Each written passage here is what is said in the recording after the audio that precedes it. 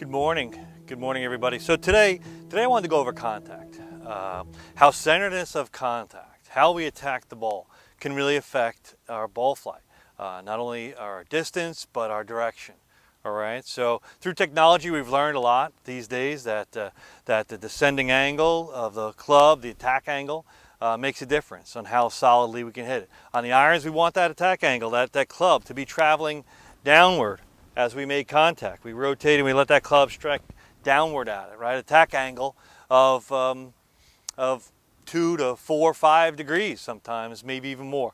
And with a driver, we hit up on it a little bit, 1 to 4, 5 sometimes degrees upward to help launch that up there, right? But it makes a big difference. So through technology, we really see a couple of these pictures you see on the screen. Just look at the club head speed. How the club head speed's over 85 miles an hour in both of these, but yet the contact is not very good. Some on the heel toe, and so with that, you notice that the ball speed is below its 106, 104, I believe, and then the carry distance suffers. It's in the 140s. But then you look at this next one, the third one, and you see that the ball speed increased, yet the club head speed went down, but it was a solid strike.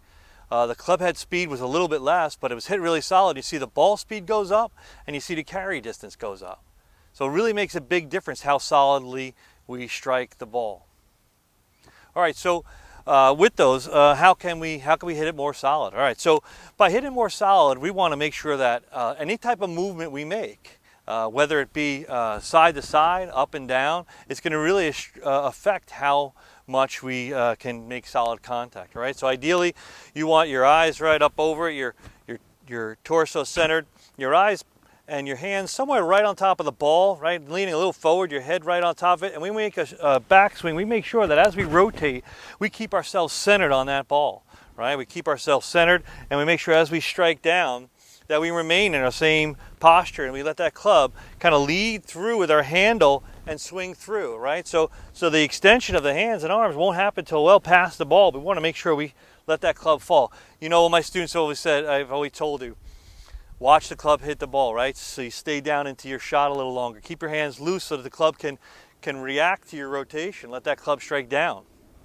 Right, so you get to hear, the more we have any type of movement in our spine, and it could be this way. You know, a lot of times we see our hands get tight, and I see a lot of students do this. They fall back and they hit, and when the club head is traveling like that into impact, you're going to hit up on it. You're not going to make good, clean contact. You'll hit behind you. You'll hit it a little thin. We want to make sure we stay nice and centered on top of the ball. So ways you could find out how good your contact is at home, right? Not everybody has the launch monitors technology. The golf pros have is you see some of these pictures. You could use contact tape. You can get it at a golf store or online, and face tape, and that'll tell you exactly where the strike is. You can put a magic marker or a Sharpie on the back of the ball, strike it, and it'll leave a little mark. And you can use foot spray, like a powder spray. Put it in and spray your club head, and you'll see where the contact in your club face is. Right, so you can use all those technologies and see if you can get that solid strike. And just notice that if you could just swing a little bit easier so that you can get more centered contact, a better strike, less movement in your swing, you'll make better contact and the ball will pay you back. You'll get better shots. And it could mean a difference. You make that center strike. It could be the difference from an off-center hit of that ball flying into the water, or it could be you making a solid contact and it going right next to the pin. That's the difference in these shots, right? So again, centeredness of your movement, of your rotation, staying real centered in your move, letting that club rotate around you and letting it freely swing down and then extend and go around. You want that to be the way you swing and not any kind of help. Because if you make any kind of side movements up and down, you have to make a compensating movement at impact also. So, all right, everybody. Have a great new year.